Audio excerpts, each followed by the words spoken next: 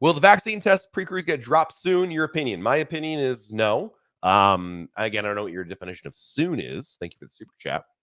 I'm a terrible predictor of the future. This is well established on this, but I know that I've seen the same comments that you have. Good life. And in fact, I wrote about an article that the cruise industry, CLIA, is looking to review some of these pre-cruise testing requirements. But let me put it this way, Good life. I don't think it's my place to be giving anybody any false hope that any protocols may go away at any point. Could they? Sure, anything's possible. But I would tell you this: my advice for your sanity is to assume the protocols that are here today are going to be here for a long, long time. And if they change before then, great. Then you're pleasantly surprised. But I think the mistake a lot of people get into is they read an article like what I posted about what Clea said. And, oh, here it comes. It's going to happen any minute now. No, there's no indication of that any minute now. It could change. It could change tomorrow for all I know. I don't know more than you do. But based on what I've seen over the last number of years, the protocols are the protocols until they're not the protocols. But it's a fool's errand, in my opinion, to get your hopes up for them to be changing before there's any announcement. It's just one of those things. I want to go on a cruise in December, but how many days should a first-timer start with? It's a great question. In my opinion, I think a first-time cruiser should start with a 7-night cruise. It's a good blend of port days and sea days. If you do a short cruise, Kita, if you do a 3 or 4-nighter as a first-timer, you might say, well, that's an obvious choice, right?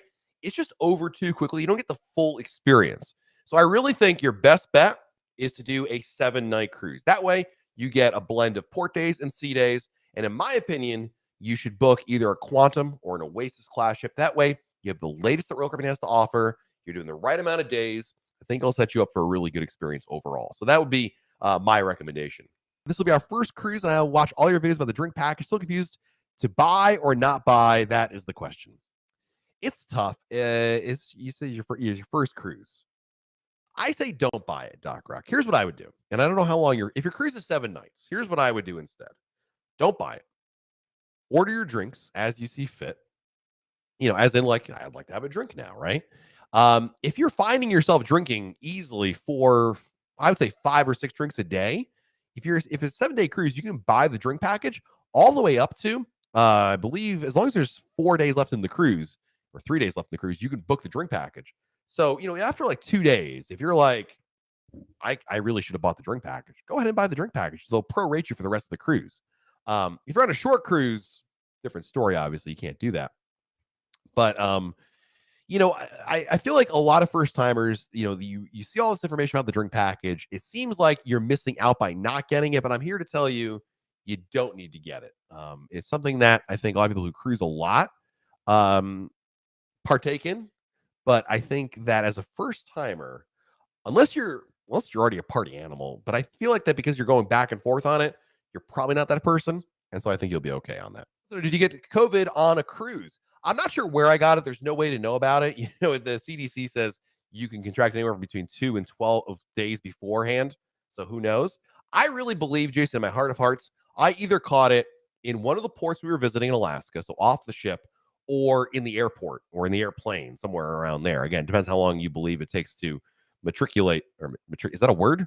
How long it takes to, go from infection to symptoms. I just, and the reason why I say that is having met the people on board my sailing at the end who had COVID. I never saw these people in my life. There were very, very, very few of us. There were 11 in total, and I was number 11. So, it just seemed, this did not seem to me as a, like, oh, we all got it because we were all in this bar or something like that. I really believe I got it in the in one of the ports or maybe the airport. Yeah, we're going on a first cruise in April. Is it true we get priority embarkation because we have a suite? And how does it work? It does. Typically, Earl. I can't promise you that, but every time I've been in a suite since cruising restarted, the answer is yes. So, Earl, here's what's going to happen. You're still going to need to do the regular check-in process, right? 45 days beforehand, get a check-in time. About a week before your cruise, Earl, you will get an email from the suite concierge welcoming you and informing you that whatever time you got, you can come in up to an hour early or later from that time. You get that flexible check-in time. So you still need to get a check-in time, but being in a suite, you get a little more flexibility with that. So hopefully that answers your question there. Is it physically possible to sleep 4 adults comfortably in a standard balcony room? Sleep Yes, I actually do believe sleep, yes. Live? That can be tougher. I mean, some people listen, I'm spoiled. Some people are not. There are people who sleep and go like camping and sleep on the ground and they think that's fun. Those people probably have no problem. I am not one of those people. I am like, I need my space there. I think the issue is less the sleeping as it is the space in the room. If four of you are in one room, not only do you have a very little amount of space to maneuver in, but you also have one bathroom to share, which is also, I think, the bigger issue.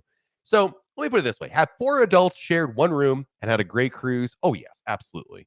But I don't want you to, again, how much, how important is it to you to be a little more comfortable in there? So I hope that makes sense. Will Icon start in the US? From what we understand, she's going to at least do a couple sailings over in the UK and then come over to the US. But we don't know exactly, Keith, if that's like one sailing or three or seven. I think, quite frankly, the answer is going to be like one or two, and then she'll come over to the US and start there. Can you smoke weed on a cruise? It's a good question, actually. Unfortunately, you can't. And the problem is not the cruise line. The problem is a lot of the countries you're visiting have very strict laws about smoking marijuana, and having it on you. It's actually, you can get arrested in those places. So the answer is no. What was your favorite moment on the Alaska cruise? Oh, definitely exploring Mendenhall Glacier Park. It was, the weather couldn't have been more beautiful. It was sunny. It was beautiful. Absolutely loved it. It was incredible. It was just so beautiful out there. I could have spent all day. I could have put a little lawn chair there at Nugget Falls and spent my entire day there. I would have loved it. It was absolutely phenomenal. Were cruises this inexpensive before the pandemic? Pricing always varies. There's an ebb and a flow to pricing with cruising, and there's been times of the year in which it's cheaper, more expensive. It's funny you mentioned, or it's amusing, I should say, that you would say that cruises are inexpensive because a lot of people are complaining they've gone up in price, but cruising has always been a great value. That's what I think attracted a lot of people to cruising, and that really made a big deal. So the answer is, I guess, yes. Why don't cruise ships stay overnight in a port? I think it comes down to, in my opinion, Teresa, cost. Essentially, the problem is when cruise ships are in port, it costs them money. It's like, imagine like parking your car. The longer you're at the meter, the more it costs you. Not only that, when a cruise ship is in port, they can't operate certain money-making facilities like the casino, like the shops. So for those reasons, they only go for part of the day. Again, sometimes they do overnights. Bermuda is a great example of that. So it's not always the case, but mostly they don't. I think it primarily has to do with cost. There are other mitigating factors, how much there is to do around the port in the nighttime.